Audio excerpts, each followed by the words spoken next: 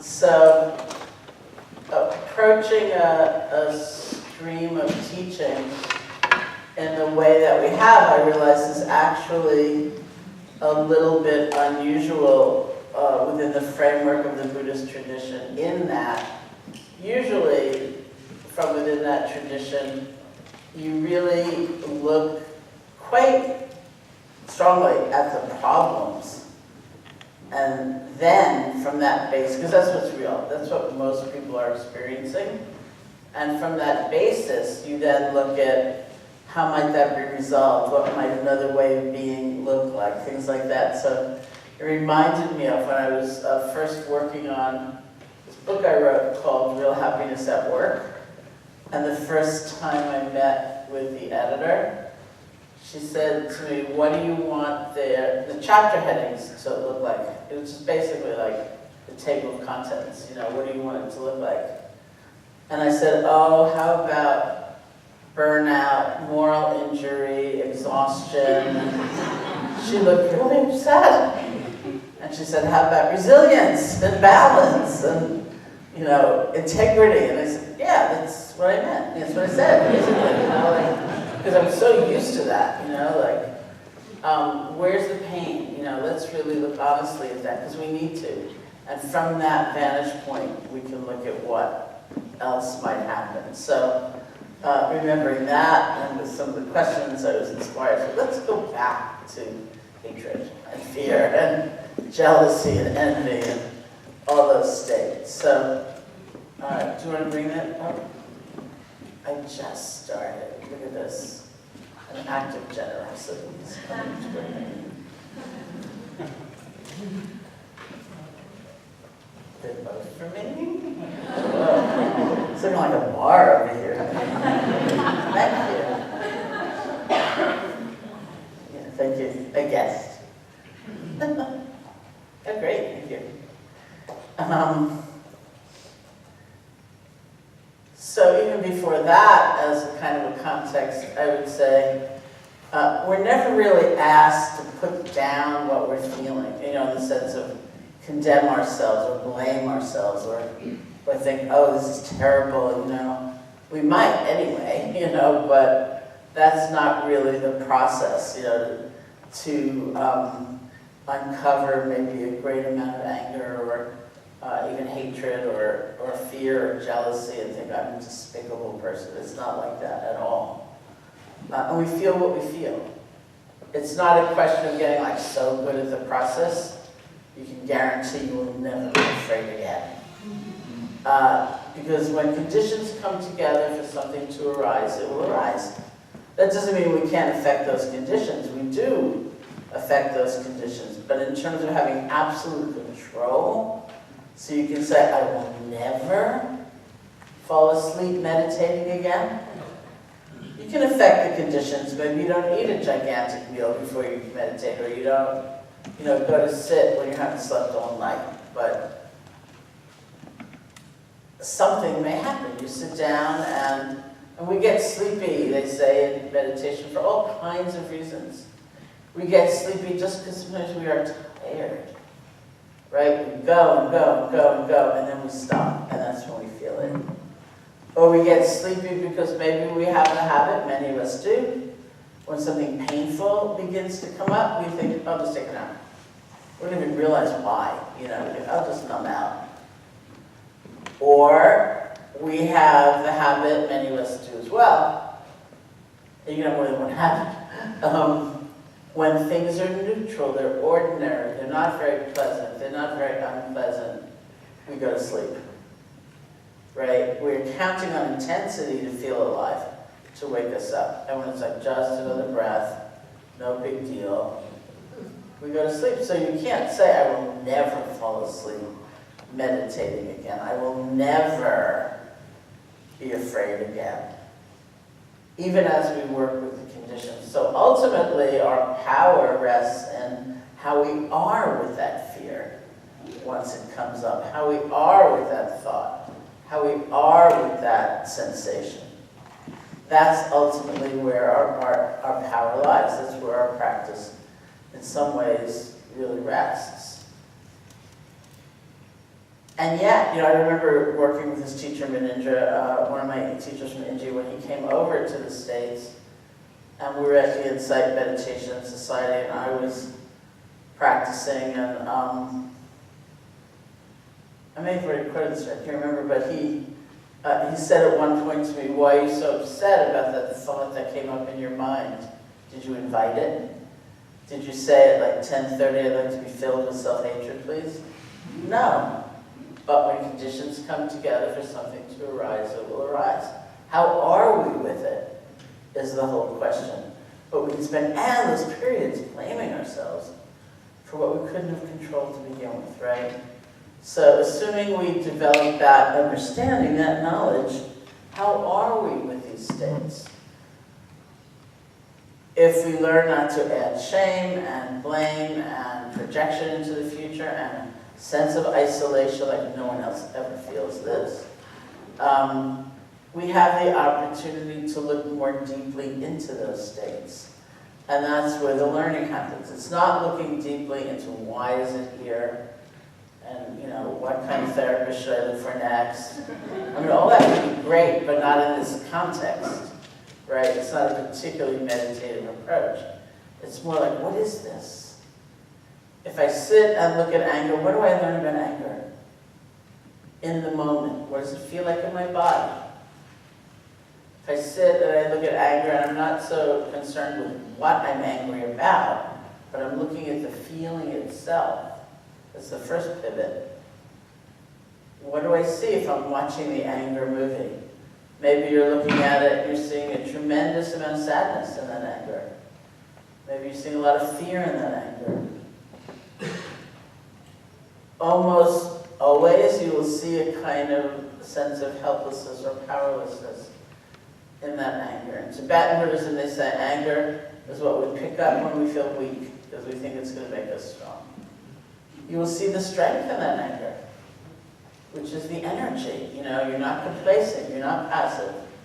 There is that, it's very positive, that quality of energy. And you'll also see how anger gives us tunnel vision, right? We talked about this. And I don't mean when you feel anger, I mean when you are lost in anger, when it's taken over, when you're defined by it, when it's really affecting your choices, right? Then it's consequential because it has a certain nature. Tunnel vision, you overlook a lot. You don't necessarily see the full picture. You may not see any options. You don't see any possible resolutions. You feel even more helpless. You get angrier, There's a kind of burning quality to the anger. It is potentially extremely damaging to the host. Right? We suffer, sometimes terribly, because of that anger.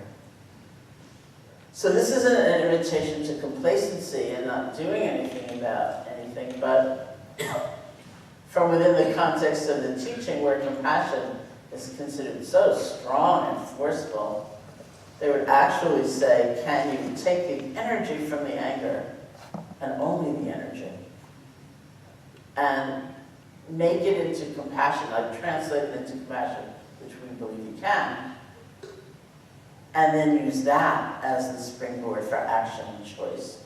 Compassion for yourself, compassion for others.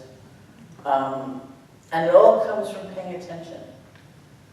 Seeing for ourselves. It's not giving yourself a lecture and trying to be someone you're not, but it's really paying attention to what it's like when you dwell in those states. And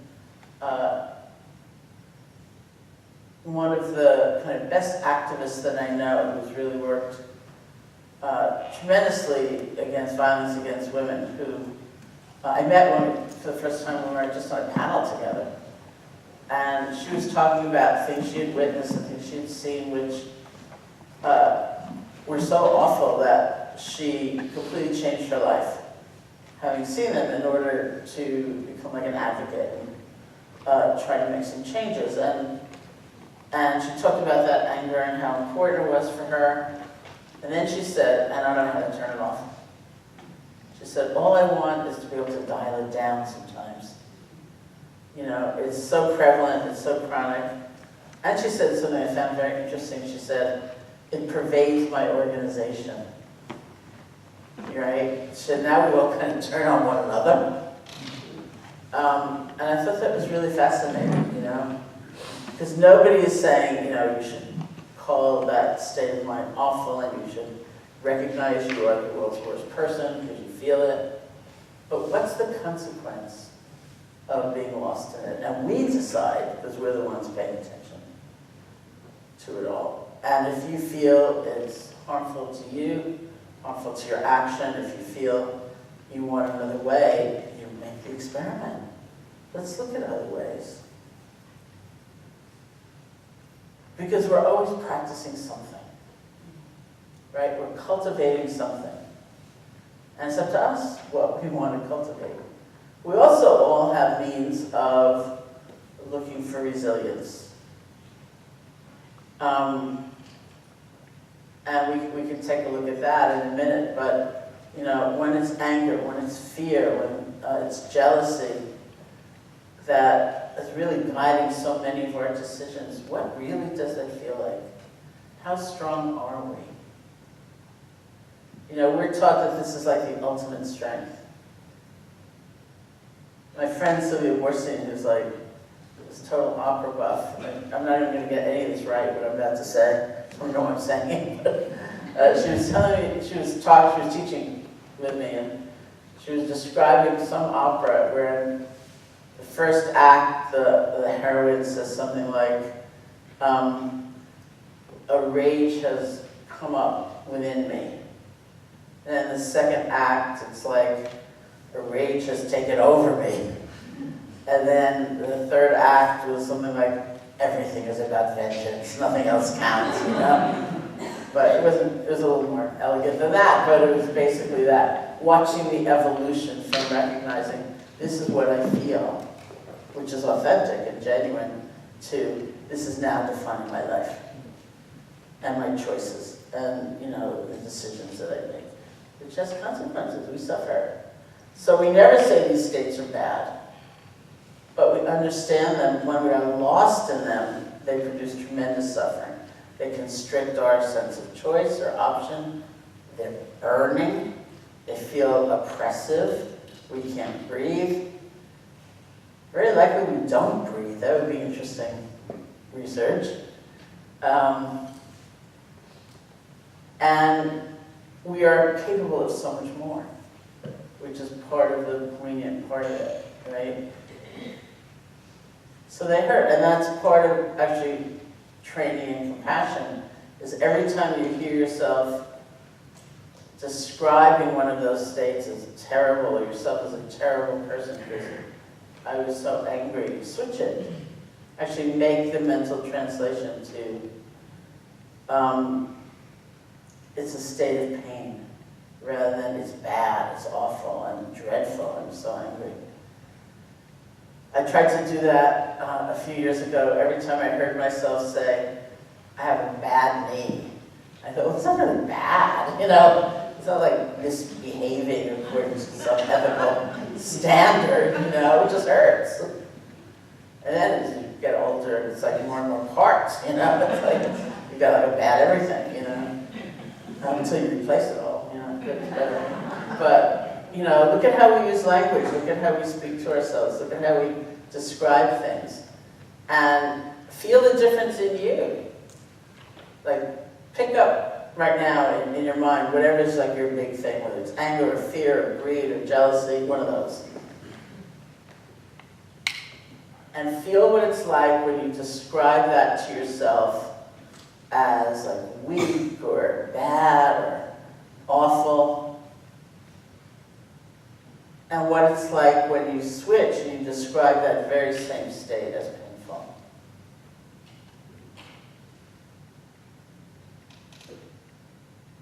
That's a big difference, right?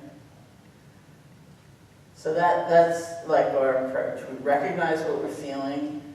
If it's got advantages, we either go for it or we try to somehow capture those advantages.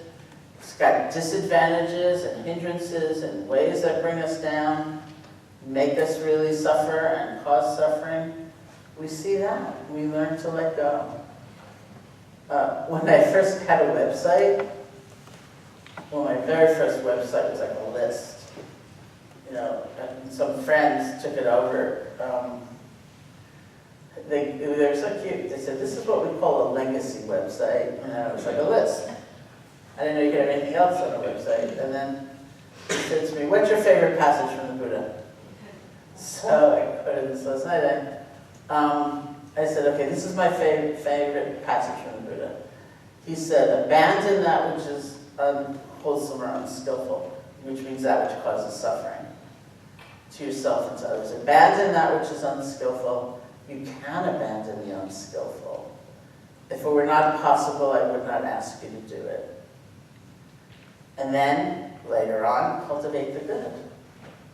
It's like cultivate loving kindness, cultivate compassion.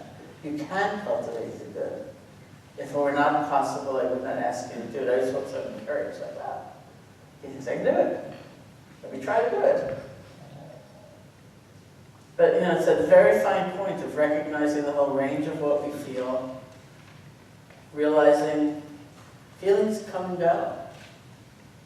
What am I going to take to heart? What am I going to cultivate? What am I going to base my life choices on? And realize that's up to us when we really see the nature. So we recognize anger has that energy, it has that strength, it also has tremendous damaging qualities to the host. In the Buddhist psychology, anger is likened to a forest fire which will burn on its own support. It can destroy you, it can destroy relationships, it can destroy everything in its path. But we need that energy. So we see both sides of that. And we see, is there a way that I can have that energy and strength and commitment and all of that without being quite so locked in and subsumed by a state which really is coming and going. So can I see it more clearly? And in many ways, like I said, that's where you really start. You start with a point of suffering. They say the Buddha, as I said yesterday, taught loving kindness specifically as the antidote to fear. And fear is not great fun. Sometimes it gives us really good information. That's the positive part. And there are things worthy of being afraid of. But it also can become a chronic state. And it could be perpetuated by anything. And, so many people would say, from the evolutionary point of view, we have a kind of negativity bias. We are trained to look for a threat. It takes a little bit of effort to kind of complete the picture and say, well, yeah, there's that and there's also that. It reminds me, of kind of practices where you say, well, this is my tendency. Like there's a whole very classical reflection of look for the good within yourself. Just as I said, look for the good in others is the proximate cause for loving kindness to arise. And very often we take that to mean, be like Pollyanna and just, don't look at anything painful, be conflict avoidant, and which we are anyway, just perpetuate the great myth that you should hate your own suffering, you should hate anyone who's suffering, it's all their fault. And especially if you recognized how phobic and weird we are about suffering in this society, then it doesn't feel that appealing to say, look for the good, because it feels like it's just an excuse, but it really isn't. We can recognize the suffering and have a very different relationship to it, and we can look for the good. Because we need to. That's like the whole picture, or more whole picture. But like when I was in Burma, for example, in 1985, and my teacher, Padita, said, I want you to start doing this reflection. Call people to mind who you have a whole range of relationships with, those you're close to, those you're not close to, and see if you can find one good thing about them. My first thought was, I'm not going to do that. I thought, that's what stupid people do. You go around looking for the good in people. I'm not going to do that. I thought, I don't even like people who do that. Why should I do that? But, you know, it's a very traditional culture there. The nature of the teacher-student relationship is not one where you can always ask questions, and questions are encouraged, and questioning is encouraged, but it's also a culture of respect. And so it wouldn't happen that a teacher would suggest you do something and you say, I don't think so, you know, or prove it to me, you know. It doesn't happen that way. So I did it, you know, and I found that it worked. It's not meant to make you stupid or in a daze or pretend everyone's perfect or you're perfect. But again, that kind of obsession we have on what's wrong, which can alienate us totally.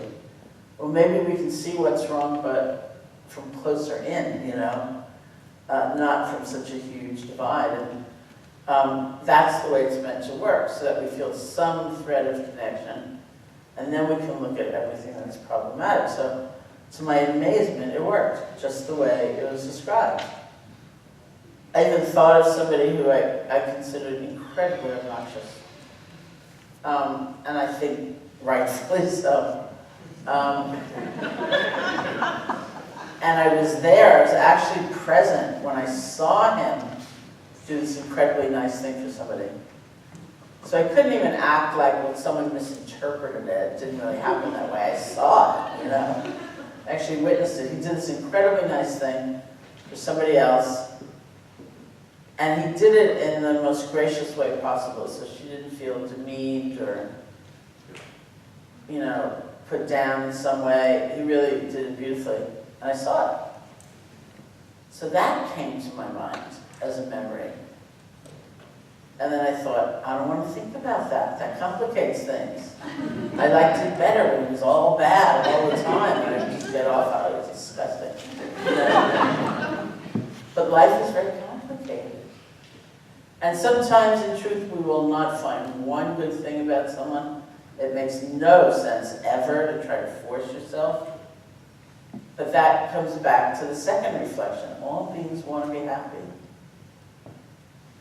Look at what we do, thinking that that's going to make us happy. And so there is also a kind of connection that comes from that. So we start with what our experience actually is. We take a good look at it. We decide if that's what we want to cultivate or not. Do we want to practice gently letting go? Looking at alternatives that are not phony or, you know, hyped or overly sentimental, but are real. A real basis for living differently, for caring about ourselves and caring about others differently. And that really becomes the path. Abandon that which is unskillful. Learn how to let go. When those things that really harm us come up, because they will. Learn how to cultivate the good and strengthen that. So we have viable alternatives in terms of finding strength and making choices and so on. So I want to talk briefly about long-term relationships. That's still hanging over me. It hasn't really happened. I mean, except by implication, it's all about that. And it struck me, you know, like a while ago, that usually when I talk about attention or awareness, I talk about loving kindness as paying attention differently. So that means how complete and unfragmented is our attention. You know how often you're talking to somebody that you just met and you're not really listening. You're thinking about your email, you're thinking about something else, and there's just no connection. So it struck me a while ago, and that's the example I always use, but it did strike me a while ago. It's like, oh, you know, there's another time we do that, and that's when we've known someone a really long time. And we figured, no more surprises, no more nothing. Nothing to be learned anew, no changes. And so we stopped listening. You know, so that just struck me a while ago. I thought, oh, that's interesting. Look at what we do. We sort of lose each other, no matter what the structure of the relationship is. partnership, friendship, or something, we stop really with that kind of openness, paying attention.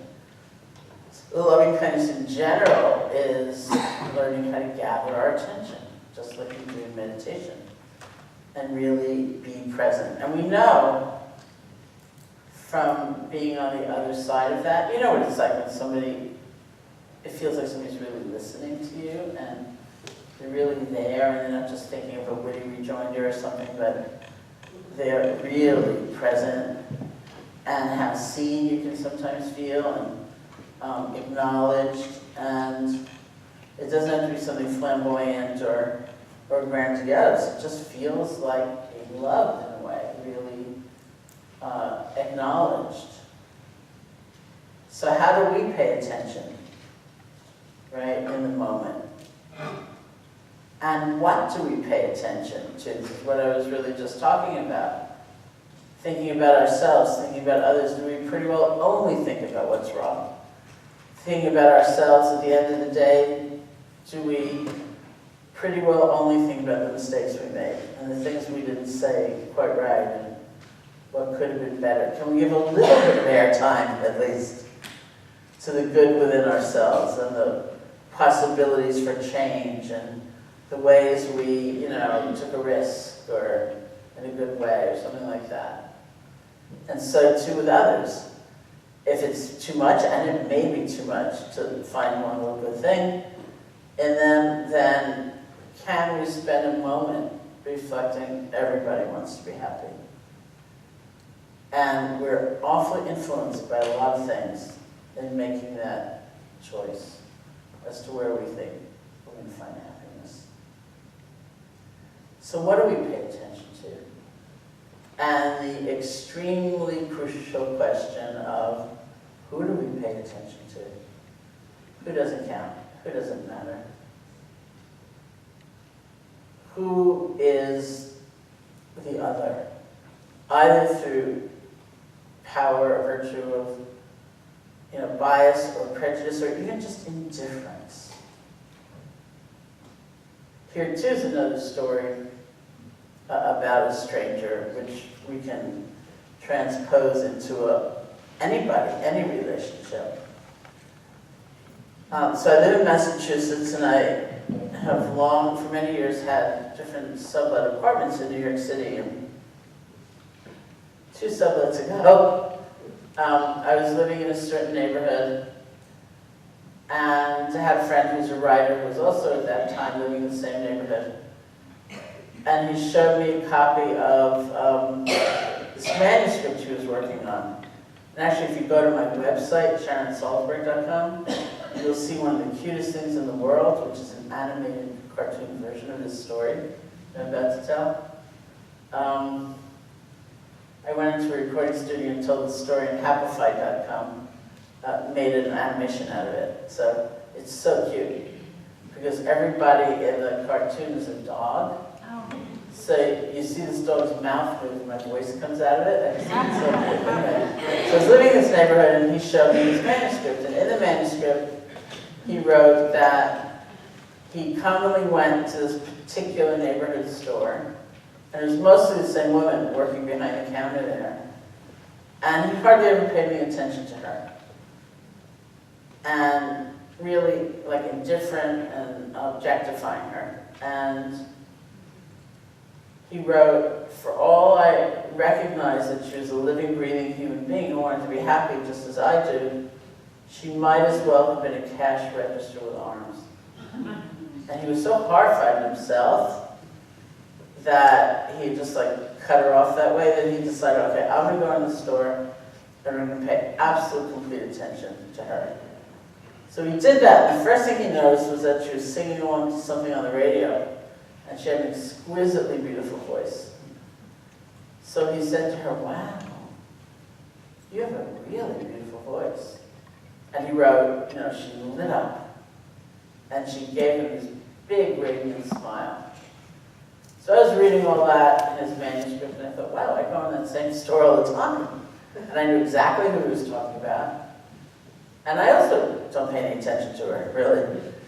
Except, maybe I had a slight impression that she was a little grim or unhappy or something. It was very slight. So I thought, okay, I know what I'm going to do.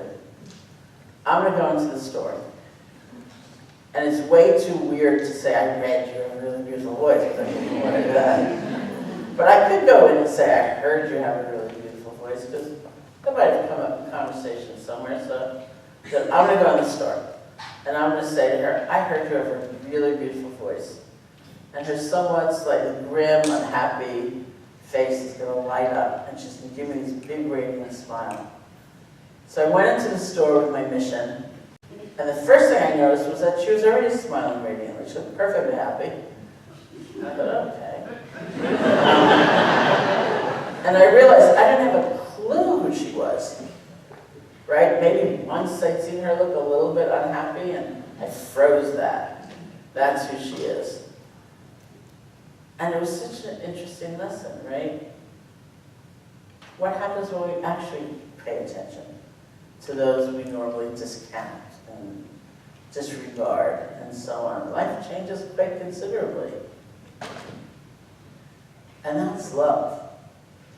You know, that full-on quality of open attention, willing to learn, willing to see who somebody is.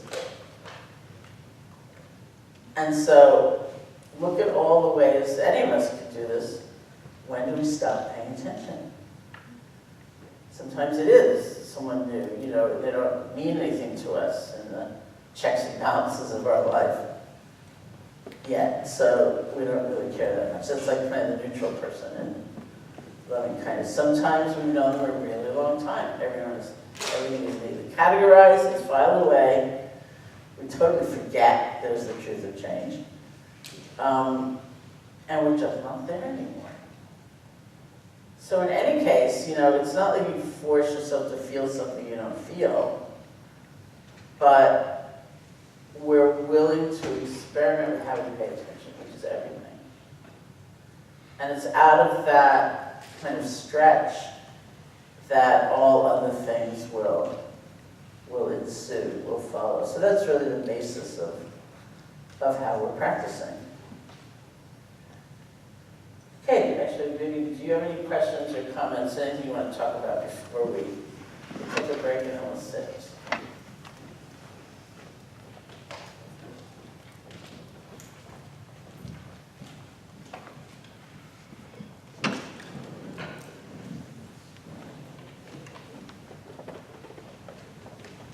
Hi, Sharon. I'm Lena.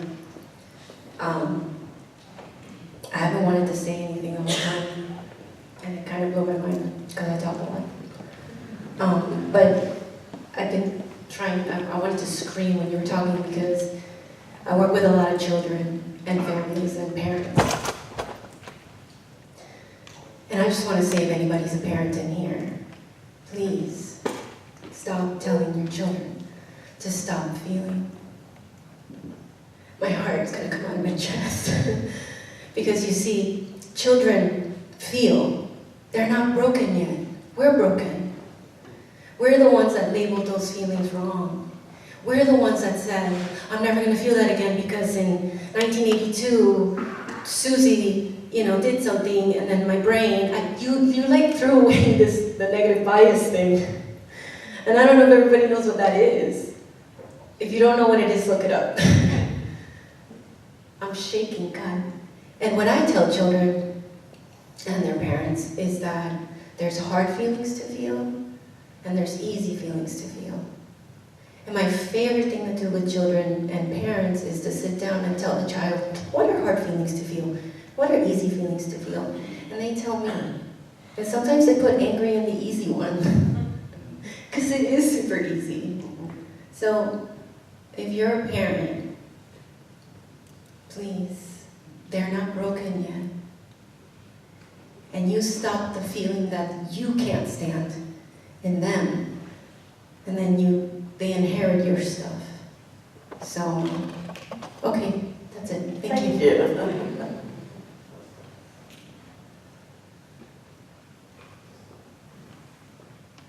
Hi, Sharon. Thank you for being on the show on Friday, and I'm so glad to be here. I wanted to ask a question on the side of compassion fatigue. For those of us who work in things like being a prayer chaplain or who have walked alongside someone, I walked along the side of my mother doing the dance with cancer before she passed, and I found that while I had a good hold and grounding on loving kindness, I realized that as my heart broke, I also realized I experienced a lot of compassion fatigue. So what guidance could you give us on drawing boundaries around the issue of compassion?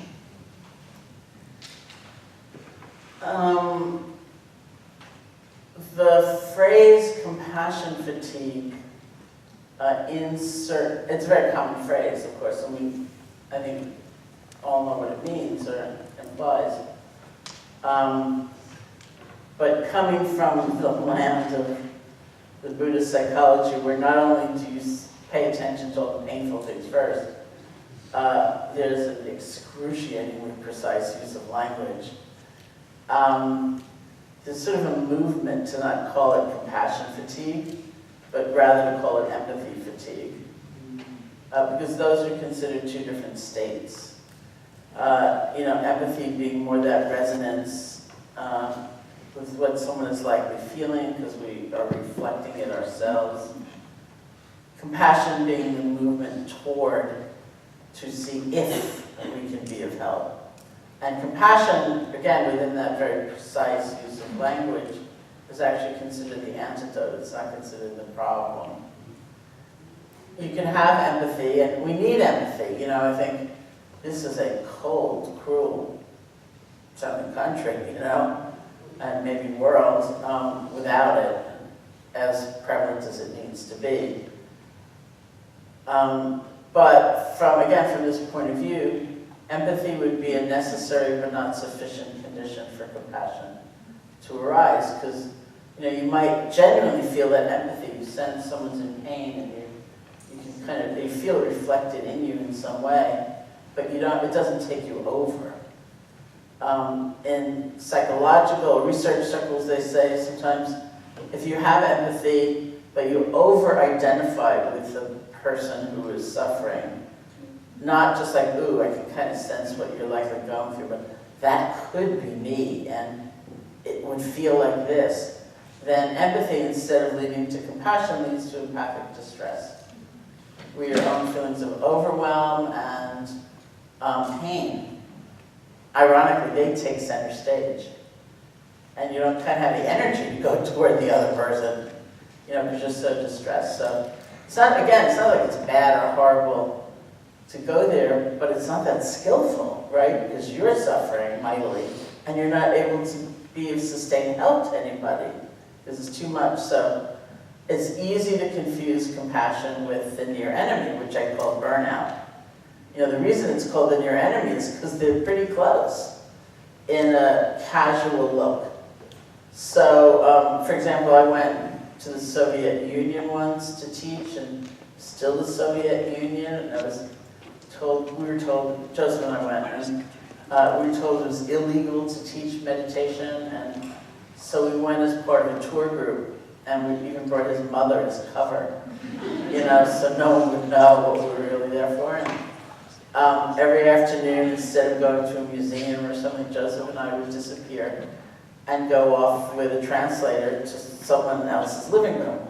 And we're just going from apartment to apartment, and I was speaking a lot about compassion, and I kept getting like this really funny feeling in the room. And finally, I sat down with the translator, and I said, when I say compassion, what do you say? And they said, oh, I described this state, it's like you're broken, and you're shattered. And they said it's like someone has taken a giant stake and driven it through your heart. And I thought, well, no wonder this is really funny feeling.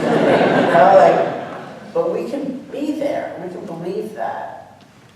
But in the end, you take a look at that and you think, how do you sustain an effort to try to help somebody or make a real change from that place? You can't, it's too overwhelming. So it's kind of close to compassion, but it's not really compassion, as they would use the word in this system. So what do we need? We need equanimity. We need the balance born of wisdom. We need resilience, because nothing is a straight shot. We're going to go up and down and fall down and have to get up. That's just the way things progress. We need community, often, because it's awfully hard to do alone. We need a bigger picture than what we see right in front of us. Because if you look back at, say, a movement for change, you know, you see how people sacrificed and they struggled and they took risks. And I realized I was sort of a victim of, I don't know exactly how to say this, I was sort of a victim of history's sort of skewed perspective, in that I'm looking back. And it's almost like celebrating those people for doing those really brave things, because they knew they had to do that for the change to happen. And then I realized they didn't even know that the change was going to happen. They did it because it was the right thing to do, right? It's like you do these things you don't know, and you still do it.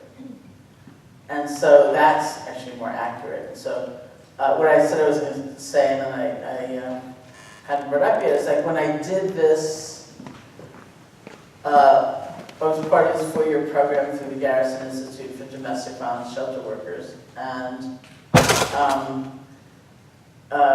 bringing yoga and meditation, or offering yoga and meditation as tools for resilience, basically. And we would always start the programs, which didn't last 4 years, the program, it was, a few months.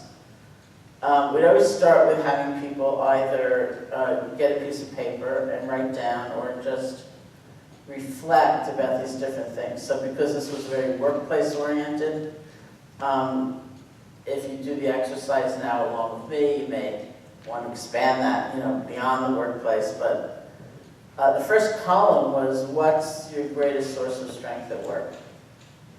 So you could say, what's your greatest source of strength at life? And people would write it down, and no one had to disclose anything unless they chose to. So that was interesting, as people reported in, because sometimes it wasn't what you think it would be, like the terrible stories, the sense of futility, the lack of budget. It was things like, I have a really bad supervisor, or I have colleagues who are driving me crazy. That was interesting. Then in the second column, we'd ask people to consider, what do you do to lift your spirits? To get a break, to feel relief, to connect to something bigger, just to have joy, right? What do you do for resilience, basically?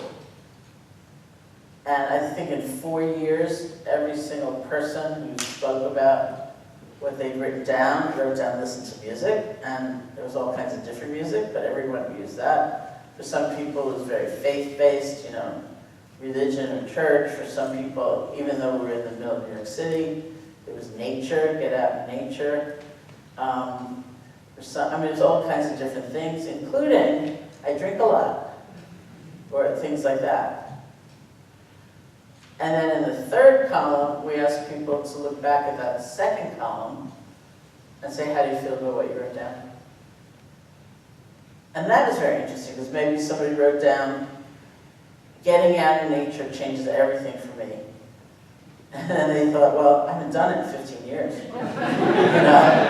Maybe it's time to bring a little more of that into my life. Or they wrote down, I drink a lot. And they thought, you know what? That's not good. That's causing havoc in these other areas of my life. Maybe I need an alternative, right? So it was just this kind of assessment that was really fascinating, because we all do something. And we maybe need to do more of what we're doing, or maybe less of what we're doing. And then we would just offer, we'd say, hey, here are these other tools, with yoga and meditation. Maybe you want to experiment with these. Maybe adding them to your arsenal, or replacing something you find instructive with that, just making that experiment. It was really, really interesting. And I remember the first time it ever happened, this woman read from her paper, and she said the things she did to really get a sense of relief and joy was watch a tremendous amount of American Idol. And we got yesterday how I relate to reality TV. And I thought, oh no, American Idol. I saw that once too. And for me, it was like looking at this brutal rejection. I thought, really? That was your spirit? but lifted hers, you know? It's an interesting reflection to make, and certainly you can take it outside of the workplace and into just life. What do we do? Because in a way, we're all looking for that, or are we practicing that in ways good or ill? And then it's up to us. So, if you feel what we commonly call compassion fatigue, I would look at boundaries. I would look at equanimity. Equanimity in this case would also mean, what do we believe is our responsibility? How much can we do? How much can we control? How much effort can we make without that? Do we remember ourselves at all? Because in the end, if you're looking at questions of loving kindness and compassion, there's got to be some kind of balance somewhere, or it's not sustainable. It's the balance between compassion and equanimity. It's the balance between loving kindness and compassion for ourselves and for others. I also told the story the other night when I was somewhere in Hollywood. We began this program for the Garrison Institute, and we're working with these frontline workers. And then after a while, the directors and the supervisors of the shelters were so interested in what was happening to their staff that they said they wanted a program too. So we created a parallel program for them, and they themselves came up with a phrase in terms of the workplace. They said they wanted to create a culture of wellness. And remember, the culture, the extent of the culture, the scope of the culture can be your body and mind, it can be your desk, it can be your classroom, it can be your team, it can be your shelter. And they all had different ideas for helping create a culture of wellness at work. Everybody talked about some physical space where people would just go chill. Some people talked about a rooftop garden or all kinds of different things.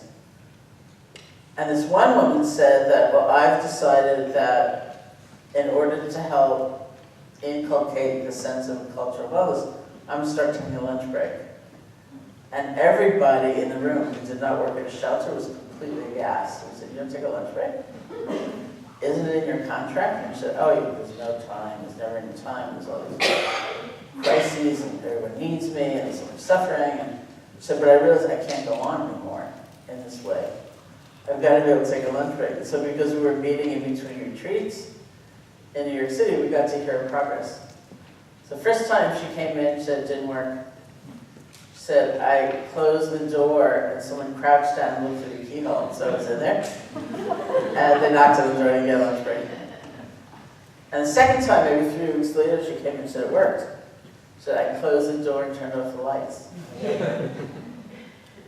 And I thought of that whole story. Probably the hardest place was realizing I need that and I'm going to do it. Right? That I count too. Because that seems wrong to us. But it was like inevitable. How else could she go on? So there's a lot of learning in there, right in that process.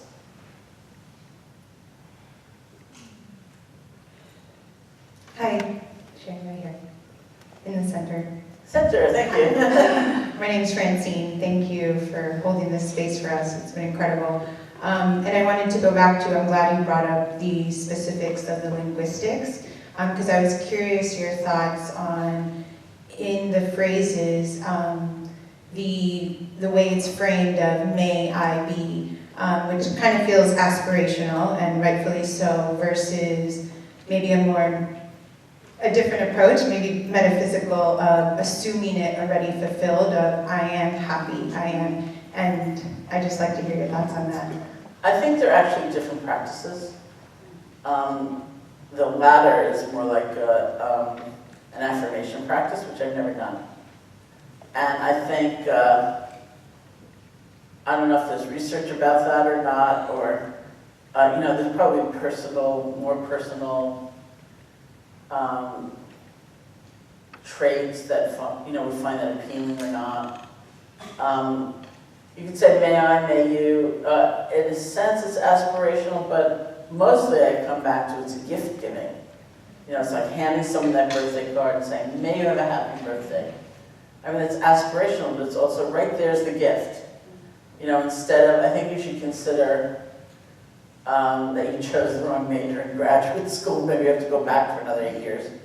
You know, it's like, maybe you have a great year. And it's also different than, life is tough. If you can get through another year, that'd be kind of good, right? And, you know, sink or swim, so maybe you swim, you know. It's no great shakes ever, but, you know, maybe if you get something good, it's going to change. But here, here's a birthday card. You know, that's not what we do. We say, have a great year. You know, maybe like the best year ever. So it's more like that. And like I said, I've never actually done an affirmation practice.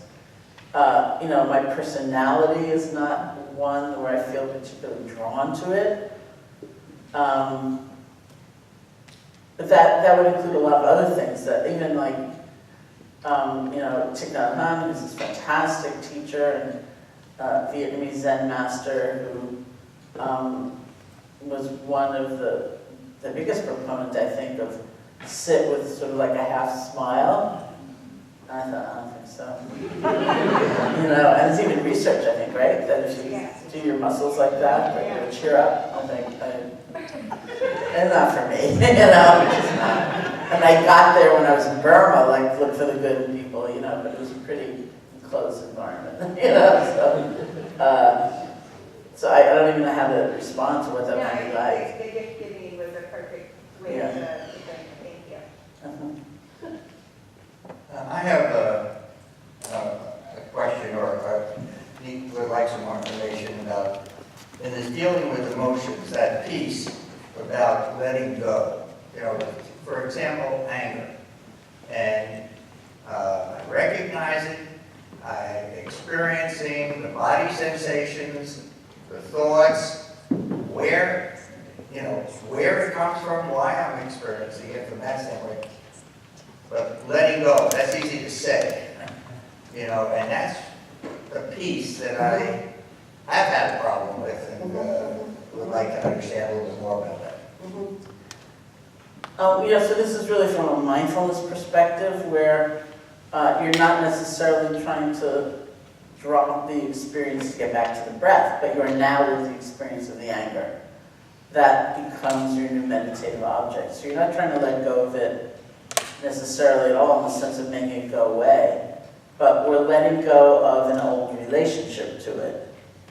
You know, usually with anything like that comes up, we fall into one of two extremes. One is falling into it, getting overcome by it, spinning around in it.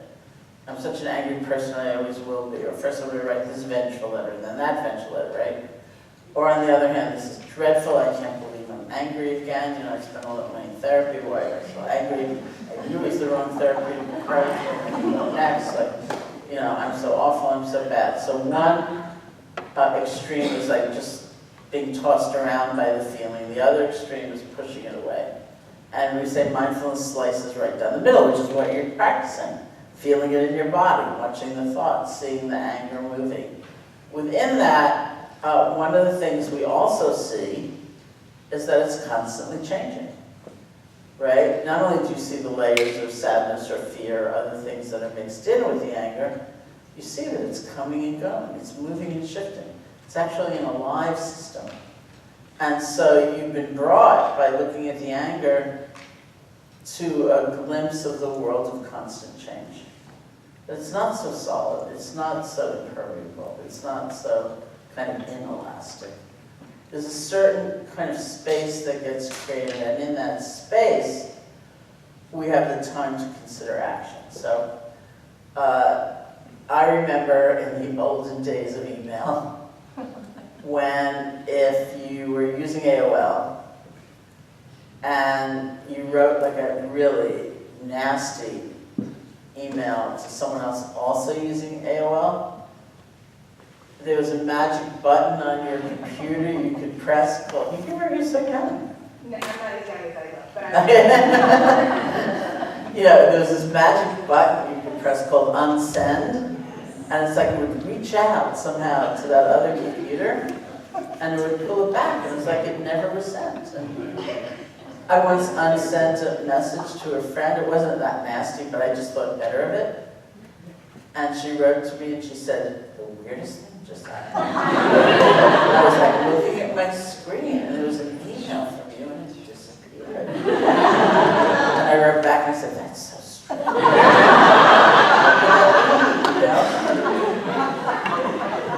But life doesn't give us that many unsend buttons, right?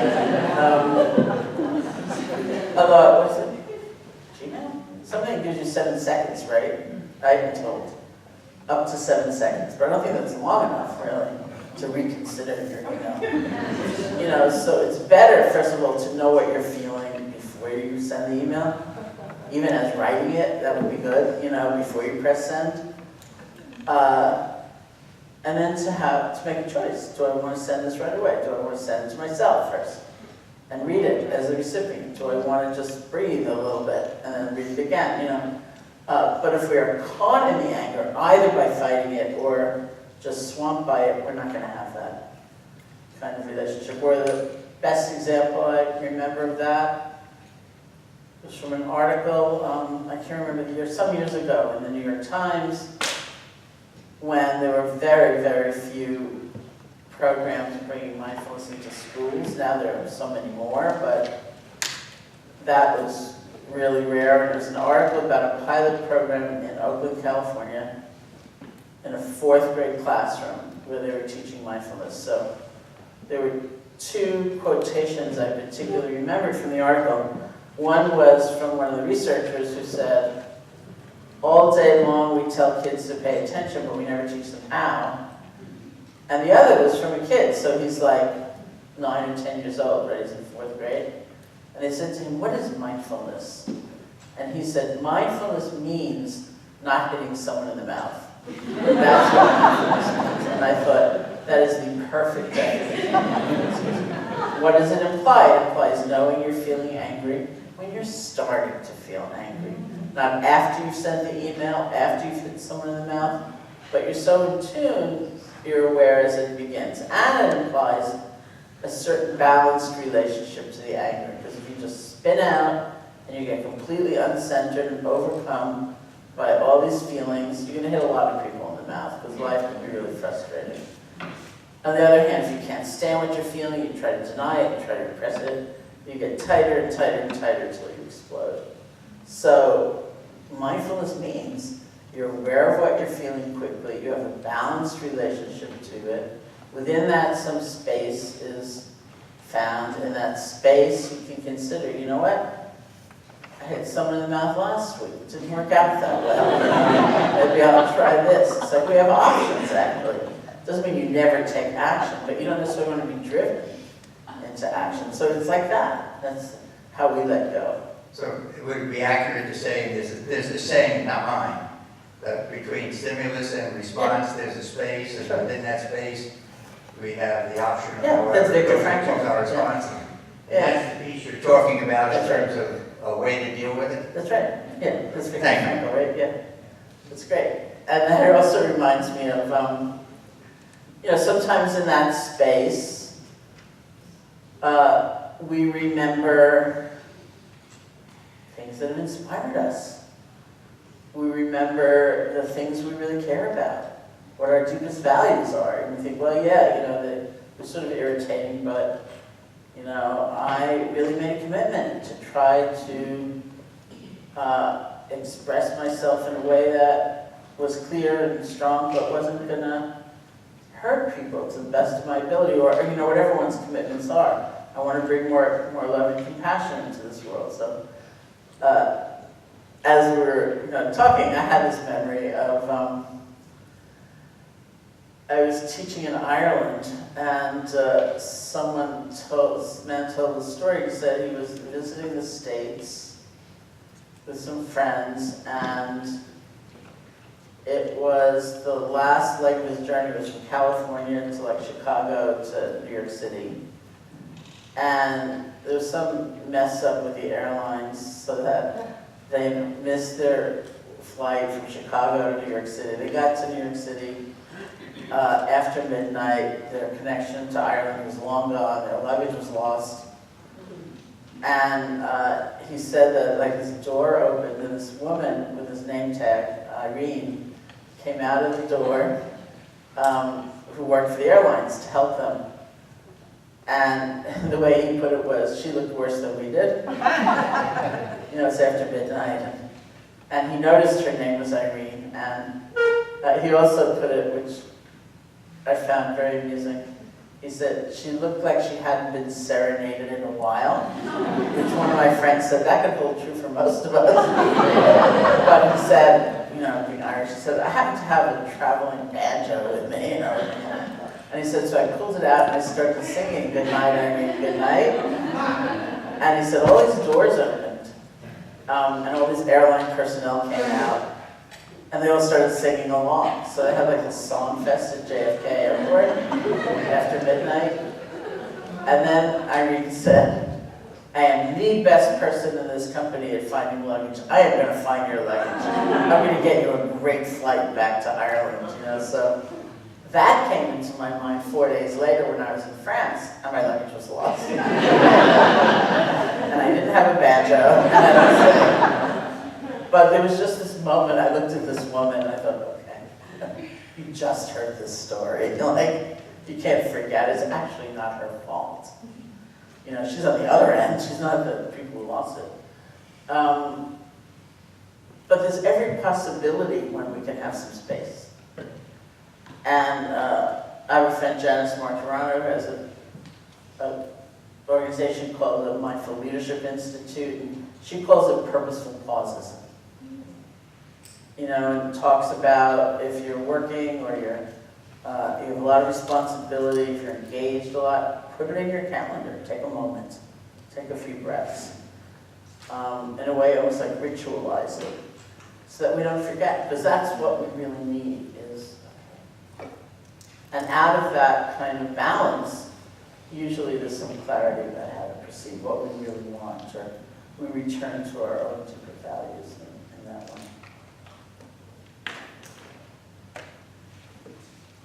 Hello.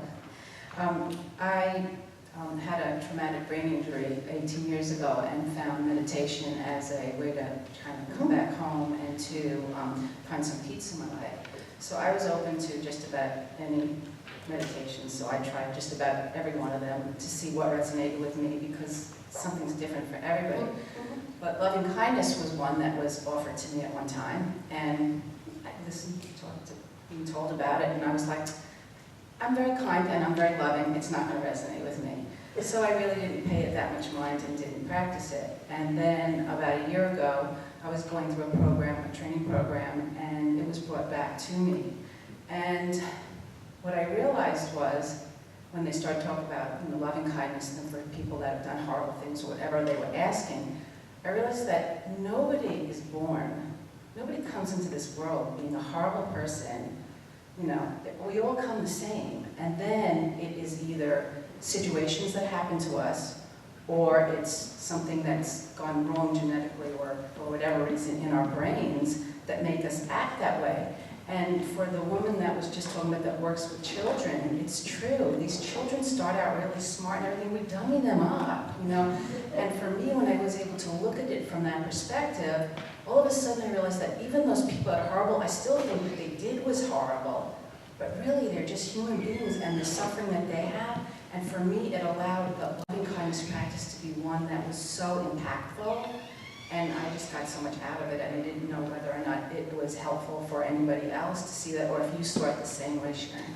What was the last thing you said? Or whether you saw it the same way as that, you know, you said, you're talking about, and you said a couple things that, well, that didn't resonate, I'm not doing that. But would that be the same thing was loving kindness always a practice that you had, or did you find something also that was the light bulb that went off and you went, oh, from a different perspective, I can now understand what this practice is and how impactful it is? Loving kindness was, from the time I heard of it, was something I always sought. You know, I didn't find it that easy to get actual instruction in it, but I always had a feeling of, oh, I want to learn that, I need to learn that. So it was 1971 when I first heard about it. It was 1985 when I actually went to Burma and had the chance to practice it intensively. There were many moments along the way in actually practicing it that were surprising and wonderful, you know, like I didn't realize, or, you know. But the appeal for me was right away, you know, as soon as I heard it. And I know that's in contrast to a lot of people who would consider it sentimental, or especially I was the first person teaching it here. There was a lot of pushback. I was the first Westerner teaching it here. There was a lot of pushback. You know, that's just feeling good, it's not good practice, whatever. So I've really enjoyed watching the transition in the culture. One example is, I think I talked about this the other night too, my friend Dan Harris, who's an ABC News anchor, and he's written 2 books on his life as a meditator. The first is called 10% Happier, and he has an app as well called 10% Happier, which I'm on, and many of my friends are on. His second book just came out, which is something like Meditation for Fidgety Skeptics, right? Thank you. Which is the subtitle of the first book. I thought, well, that's interesting. You can just repackage it. But Dan was a war correspondent and got sort of psychologically messed up, and came back and was doing drugs, and which is all in his book, you know. And he ended up having a panic attack on the air, and he said he got the Nielsen ratings, and something like 30 million people watched that episode. And it's really pretty interesting. Like you can see, I've seen it many times. He's starting to sweat, he's stuttering, and it's not so severe that you think it was, but if you really look, it's like, whoa. And what happened was that his, I don't know who it was, whoever he had to turn the news over to were so professional and smooth that you didn't realize it was 6 minutes early. You know, they just said, thank you, Dan, you know, and they're probably thinking, what? You know, like, what's up with him? You know, what are we supposed to say? But you could never tell. So anyway, he was also, at the time, he was on the religion beat, as he put it, and he was said to interview all these different teachers and gurus and people like that. And he ended up doing a retreat with Joseph, actually, and in California. And as he would say, you know, he's very sarcastic, he's very cynical. He didn't want to lose his edge in the world. But he could understand mindfulness. There was research, there was science, that made sense. Loving kindness, he thought was appalling. You know, he thought that is like the worst thing imaginable. It's just like gooey, phony, you know. And to his probably everlasting chagrin, he did this 10-day retreat, or some length retreat in California, and he had the most impactful experience of all doing loving kindness meditation. So then he was sunk. So when his book came out, 10% Happier, he was interviewed on what then existed, what I don't think exists anymore, which is HuffPost Live and the Huffington Post. They had these live interviews. And what they were going to do is they had several people, including me, make videos that they were going to show to Dan live and then get his reaction on the camera. So for some reason, no one said it to me, but I decided it was like a roast, you know? So I was just like making fun of him, you know, doing those things. Like, everyone else was like Congressman Tim Ryan, he's like totally dignified, you know? Everyone's praising Dan to the skies, and I was like, hey, remember when you couldn't stand loving kindness practice? When his book came out, he posted a loving kindness meditation on abcnews.com because it had grown to mean so much to him, you know, which I was like so fulfilled by. And so they showed him this video of me making fun of him and his original reaction to loving kindness. He's very sweet. He said something like, my wife thanks Sharon Salzberg every day of our lives because I'm so much less of a jerk. Which is the way he talks. But it's like that, you know, you can think it's stupid, and it's not for everybody, and not every practice is for everybody. But if you're willing to put it into practice and not just think about it, you might actually end up with results that you would really treasure, you know, that are very important. Okay. All right, let's do somebody I'm not seeing. Let's take a break. 10, 15 minutes, something like that. And we will come back and have a sit-in.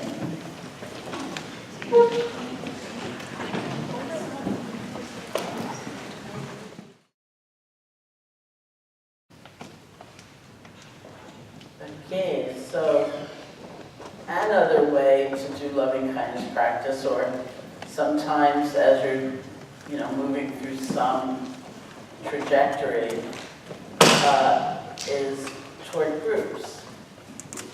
So maybe it's all beings in my family. And sometimes an option for that way of doing loving kindness is to try to include pairs of opposites or complementary sets. You know, all beings in my family, all beings not in my family, something like that. So that taken together, those 2 or 3 or however many categories form the whole of life. All beings who live in the air, on the earth, under the water, in the earth, you know, separately, you know, one by one, and then taken together, that forms everyone. And one of the, I think, most innovative and interesting ways I heard somebody use that was, this was somebody I knew who had like terrible insomnia, and she said at one point, rather than like tossing and turning, at night she decided, as she was lying there unable to sleep, first she would offer loving kindness to all beings who were awake. So that was herself, but it was also like people going to work at the other end of the world, or water buffalo in India, or whatever. And she'd do that for a while, and then loving kindness for all beings who were asleep, which did not include herself, but presumably included all her neighbors, right? So you can just have fun with that, and you don't have to get really labored with it. Maybe you don't want to do pairs of opposites, but that's kind of interesting when you do. And then we come to all beings everywhere. So I'm going to just let you loose. If you're doing loving kindness, I'd suggest you just start with yourself, whomever has been the starting point. Offer loving kindness to whomever you're moved to offer it to. It may be doing some groups, it may not be. It may be at some point including everybody here, and then I'll close with you and suggest the offering of loving kindness to all beings, okay?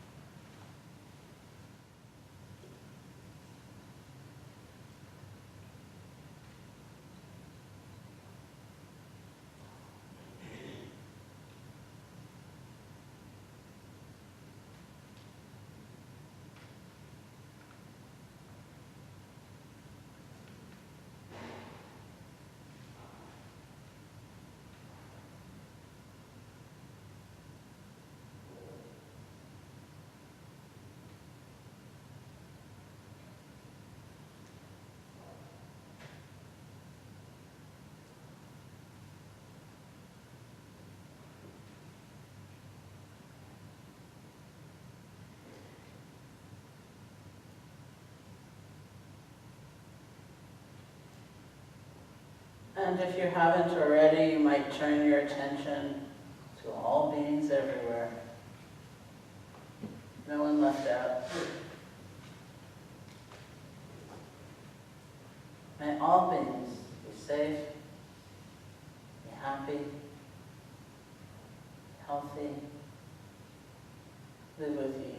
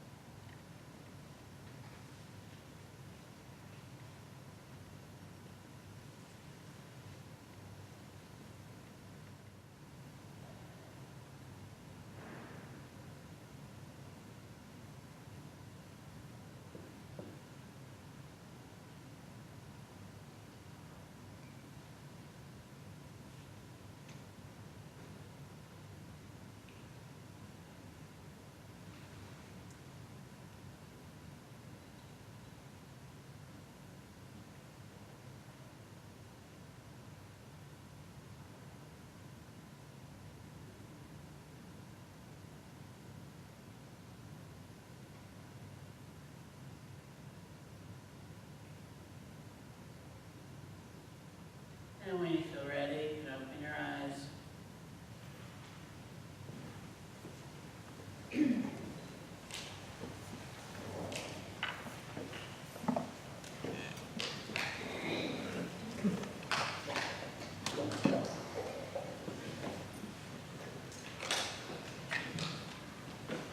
So I don't have too much more to say, so practice, practice, practice.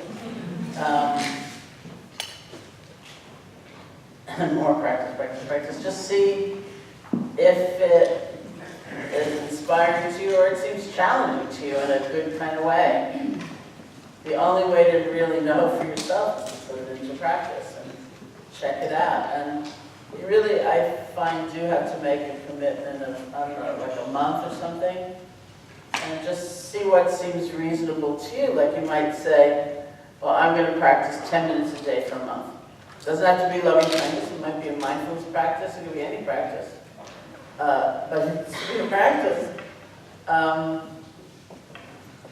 if you're interested in doing both, then you have to sort of see which one or which one when. Maybe you want to do one in the morning or one in the evening, or if you're sitting long enough, sometimes people divide it so that it's one in the beginning of the session and another one at later on in the session, or when I went to Burma that time in '85, that was the beginning of a 4-year period where my only practice was loving kindness because I was really interested in it. So, but then that changed again so that my daily practice is much more in a formal practice, which could be sitting, standing, walking, lying down, whatever posture you might choose to do it in. It's a period of dedication.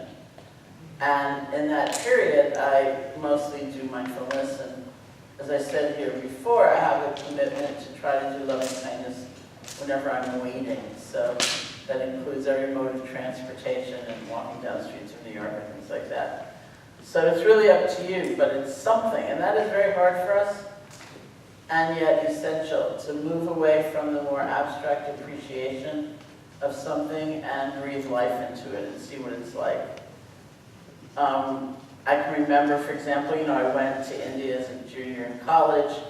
I'd studied Asian philosophy. I thought I knew everything.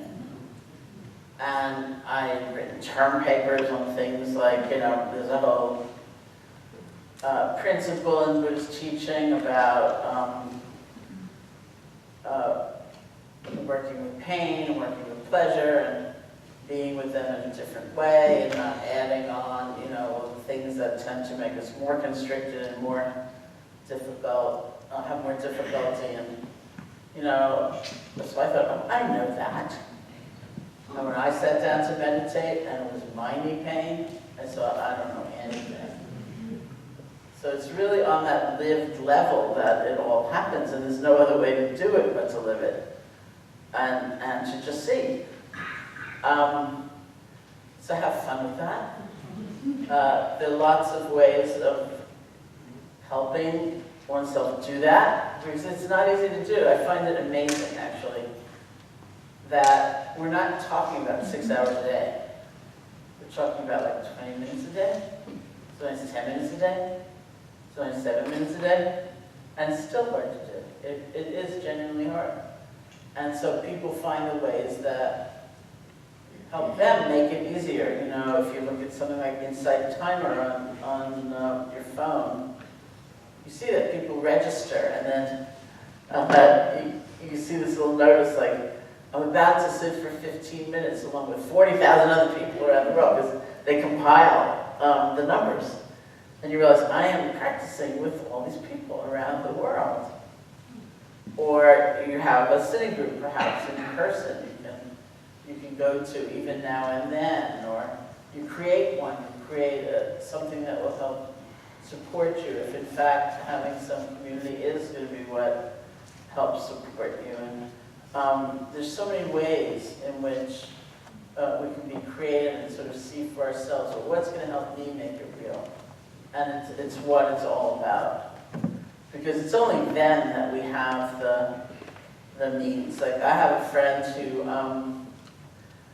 is British. He grew up in the Church of England, and he said that from the time he was a very young child, he would hear the minister or somebody say, love thy neighbor as thyself. And he said he would just feel thrilled. He would feel this kind of inspiration move through his body. And then he said he got into perpetual trouble because he was then always asking somebody, well, how do we do that? We don't actually like our neighbor very much. You know, we don't like ourselves very much. Like, that's the reality many of us are beginning with. So how to deal with our anger and our fear, and how to learn to stretch and, you know, move into terrain that may not be quite so familiar or comfortable, and how to really commit to being a vehicle of more love in this world instead of more hatred. And there is a how-to, which we can put into practice, and that will really help in these very practical and distinct ways. And I think for those of you who are in this area, you're really lucky that there is a community, and there are very dedicated practitioners who are trying to help create a vessel, a vehicle that will really serve everybody. And so I'm going to turn things over to them. And at some point, pretty quickly, I'm going to be outside signing books. You can also just say hello. You don't have to have me sign a book. But first. Well, I can't believe 2 days is gone. And I want to just begin by thanking you so much for your encouragement, your clarity, and your wisdom. It really is a gift, and I'm so grateful that you were able to share it with all of us for the last 2 days. So let's all thank Sharon.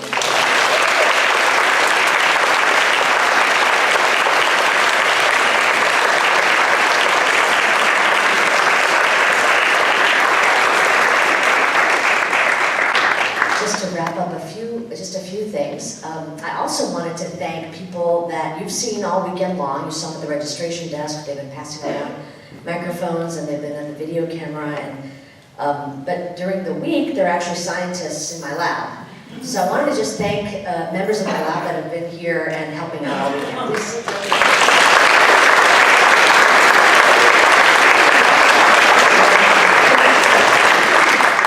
All right, so as Sharon already mentioned, we've got the opportunity to purchase books from Books and Books Outside, and she'll be available to sign them for a little bit. Second thing I wanted to mention is that Scott Rogers and I, who are the co-directors of the Youth Mindfulness Initiative, will be hanging out in here if anybody would like to talk to us about what we're thinking about. And one of the things I wanted to mention that has been kind of an aspiration that I think will turn into reality soon is we want to have at least a monthly sitting group where we can all come together and meet as the Youth Mindfulness community, and we'll be giving more information about that as we get details set up. So we're happy to do that. Finally, just technical thing is if you use some of the mats and materials, and we could put them on that cart. That would be wonderful to help us kind of clean up. And probably most importantly, I just want to really end by thanking each and every one of you.